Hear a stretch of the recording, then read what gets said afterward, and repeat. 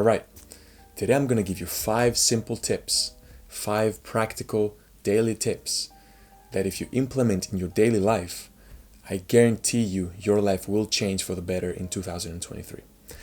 These tips focus on being more confident, being more energetic, living a healthier life, and even making more money. So let's get to it.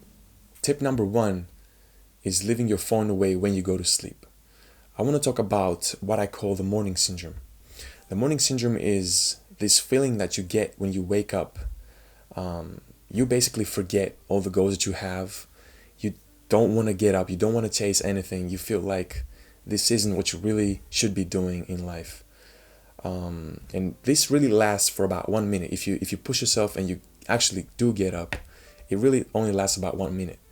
But what most people do and what I used to do is you just fall back to sleep, or you just pick up your phone and you spend about 30 to 40 minutes before you actually get up. Leaving the phone away when I go to sleep have changed my life and my morning routine dramatically, really. When the alarm clock rings, I'm obligated to get up in order to close it.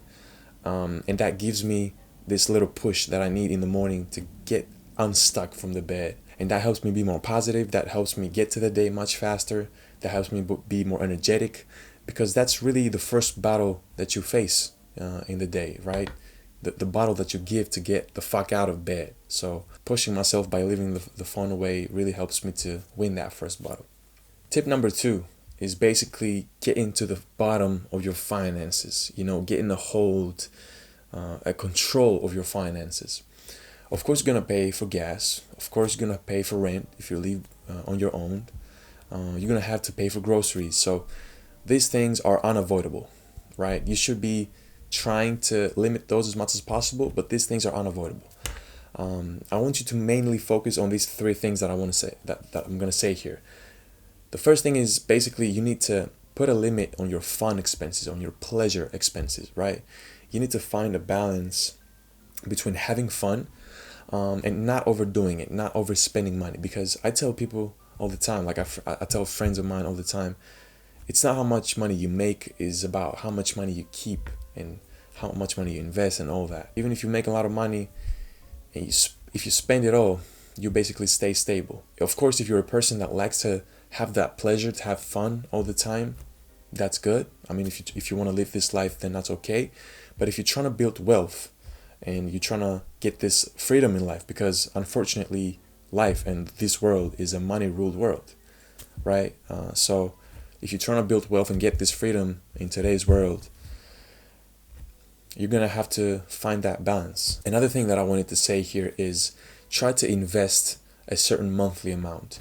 You can educate yourself here. You need to educate yourself in order to start investing. There are plenty of videos on YouTube, people talking about investments, teaching people how to invest, and giving them options where to invest, right? So that's really important. I do that myself. I really like the idea of investing. And I think that you shouldn't be saving money. And I know that many people might be afraid of investments. It's really hard in the beginning, but without risk, there's no reward, right? And if you're trying to build wealth, I feel like this is what you should be starting doing. And the last thing that I wanted to refer to about getting to the bottom of your finances is keeping track about how much money you spend and how much money you make.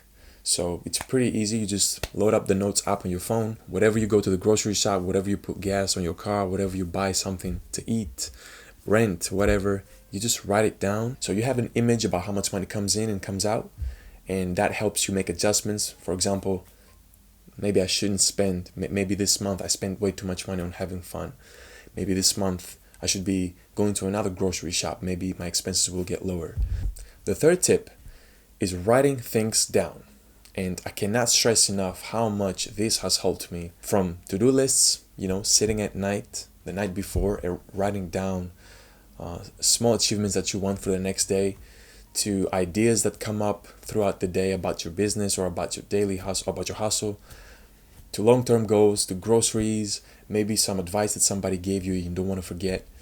You know what? Our mind is really good at coming up with stuff. Our mind is really good at being creative and having new ideas. But it is also really bad at remembering that stuff, and especially mine.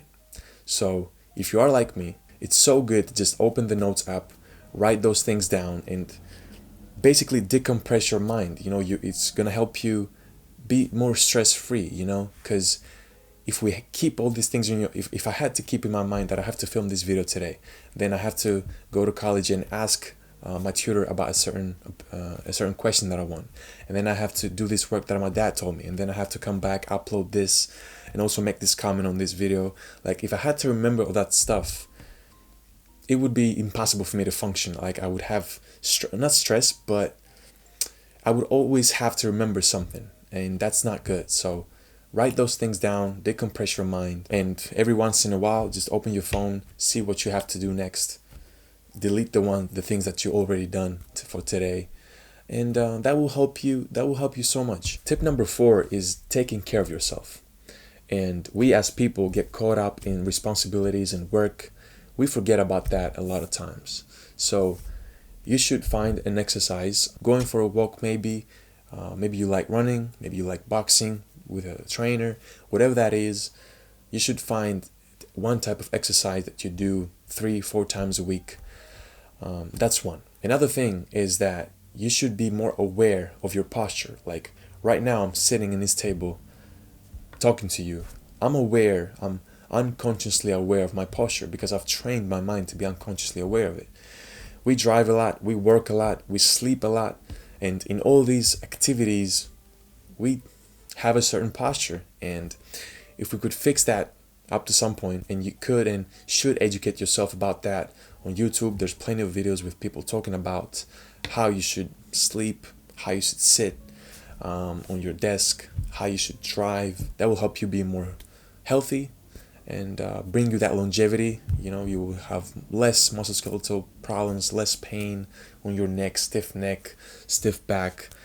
That will help those things. The next thing that I wanted to say about taking care of your body is making sure that you look good. And I truly believe that everyone can look good if you take care of your facial hair, if you get a haircut, if you cut your nails, if you brush your teeth, if you moisturize your face. Those little things that take a little small margin of your daily routine help you look better, help you make a better image to the people around you. You'll be more respected, and you will also feel good about yourself. You'll be more confident. So making sure that you also look good. And then lastly, stuff like being hydrated and having a little morning stretching routine. Those things will help you. I mean, everybody knows how much important water is. And also about the stretching morning routine. I mean, it feels so good. When you wake up, things hurt. So getting those stretches in, don't be afraid to lay down on the floor. Do whatever feels best for you. And by taking care of your body in general, as a tip, you help bring those endorphins in. That will make you feel happier. That will make you feel more positive. That will make you be more productive, energetic. And that's what this tip mainly focuses on. The last tip number 5, is getting a certain amount of hours of sleep every night, right? We all know how important sleep is. If you don't get a good night's sleep, or if you don't get enough hours of sleep at night, you're going to be sluggish the next day. Some people say that you should be programming your sleep and you should be sleeping a certain hour every day, the same hour for the same amount every night. My program is not that stable, and probably yours is not that stable. Sometimes I have to wake up early. Other times I don't have responsibilities in the morning, so I stay up a little bit later at night because I feel productive. Whatever the case might be though, I always make sure that I get 7 hours of sleep. That works best for me. So you should find how much ever hours of sleep work best for you, and go for that every night. It's a much better investment to get a good night's sleep and feel disciplined the whole day, rather than getting, for example, let's say 2 hours of work the night before, sleeping less, and then feeling sluggish the whole day. 2 little tips that I wanted to give you about night sleep. First thing is about sounds. You should be trying to reduce the sounds that are around you. And I'm mostly talking about the sounds that have real big changes in volume. So for example, the TV. Sometimes it's really loud, other times it's almost silent. Music also has big changes in volume. Sounds like white noise. Some people listen to those sounds in order to sleep, or you listen to rain, for example, those sounds have the same volume the whole time. They are stable, so those doesn't really affect your night's sleep. On the other hand, I know that they do help people sleep better. And then the next advice that I wanted to give you is about light. It's really important to just close the lights. Like, you should be sleeping in pitch dark conditions, because let's say that you leave your stores open and you have planned to wake up at 9, and by 7 o'clock is morning outside. You know, the sun has come out. You trick your mind that it's daytime. I mean, it certainly is, but you trick your mind into waking up because it's daytime, so your sleep quality will worsen. What you should be doing is sleeping in pitch dark conditions, closing every window in your room, and only opening the windows as soon as you wake up, because now you train your mind to be asleep for X amount of hours, and brightness comes in after those X amount of hours. So your mind gets trained, your biological clock gets trained into certain amount of sleep. Now we wake up.